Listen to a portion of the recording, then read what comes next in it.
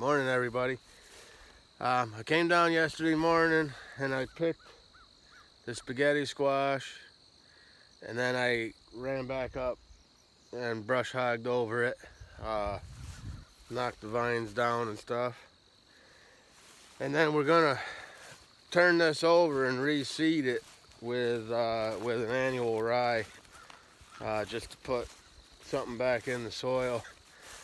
I have to harvest the last row of potatoes, and then hopefully we can come back up. It's about 8:30 right now, 8:25. We can come back up around noon, pick them up, and then I'm done here as far as harvesting. Everything's harvested at that point. Then I'm going to probably run my discs over this quick just to knock the hills down, level it out, and then I may till it. I'm not sure yet what we're going to do. My father-in-law, he still likes to play on tractors, so he might hook the offset discs up and come down and do it. It's just an awful big equipment for a half an acre, but he likes to play, and I don't see anything wrong with that. So stay tuned. I'm going to harvest this row of potatoes out. Thanks.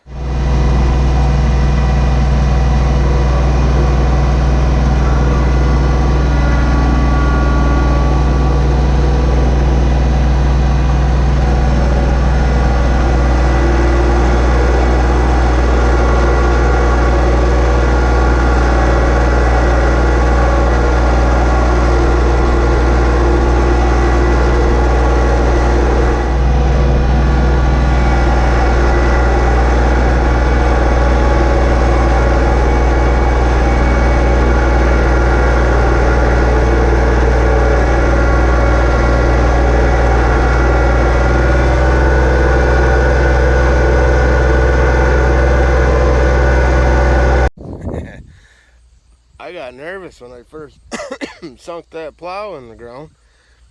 All I saw was reds turning over. And okay, now let me show you. See this? Get these little animal bites out of it. I did some searching on a vegetable forum, a gardening forum, and I've been told that those are voles. They're somehow like a field mouse family. And they get in here because moles are meat eaters, I guess, and voles are the vegetarian cousin, something.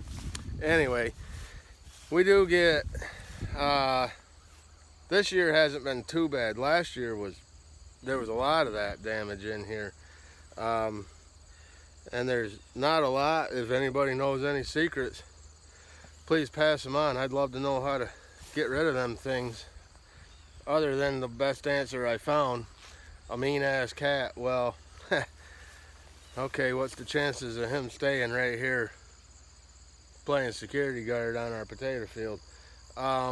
So we do get some of that.